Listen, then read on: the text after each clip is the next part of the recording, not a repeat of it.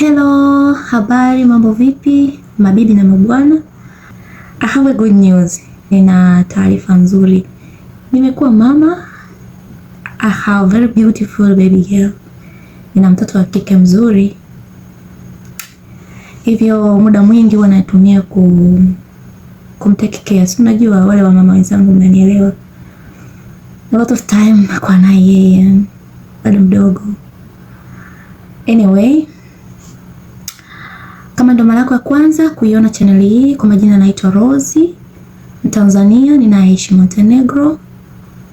Na leo hii nimekuja mbele yenu kuwaelezea namna ambavyo unaweza kutembelea nchi ya Montenegro.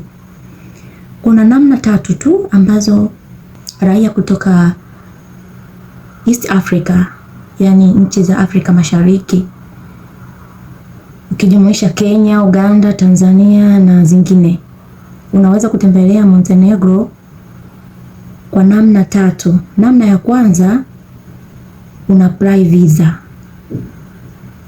Namna ya pili, unatumia Schengen visa. Na namna ya tatu, kama una multiple entry ya visa ya UK. Kwa hiyo kwa njia hizi tatu unaweza kutembelea nchi ya Montenegro. Na kama mnavyojua, kwa nchi za Kiafrika, especially Tanzania, Kenya, au niseme tu kwa nchi za East Africa, hatuna ubalozi wa Montenegro, hatuna ubalozi wa Montenegro. Hivyo tunatakiwa kuomba visa kupitia ubalozi wa Serbia ambao upo nchi jirani Kenya.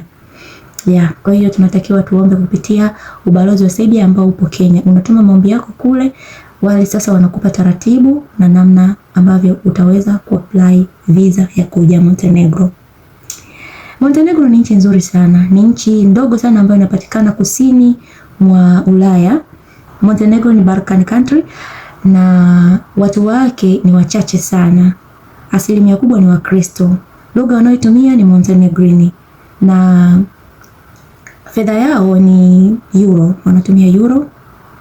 Ni nchi ambayo kwa mtu ambaye anapenda sana kuenjoy nature, nikijumuisha milima, bahari, ina mandhari mazuri sana kiasi kwamba watalii wengi kipindi cha sama wanakuwa wanakuja wana visiting Montenegro, wana enjoy. Ni nchi ambayo kwa mtu ambaye anapenda raha na anapenda sehemu tulivu, basi Montenegro ni chaguo lako sahihi.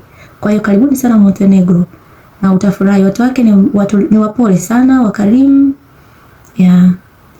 Tokea nimefika Montenegro, kusema kweli sijawahi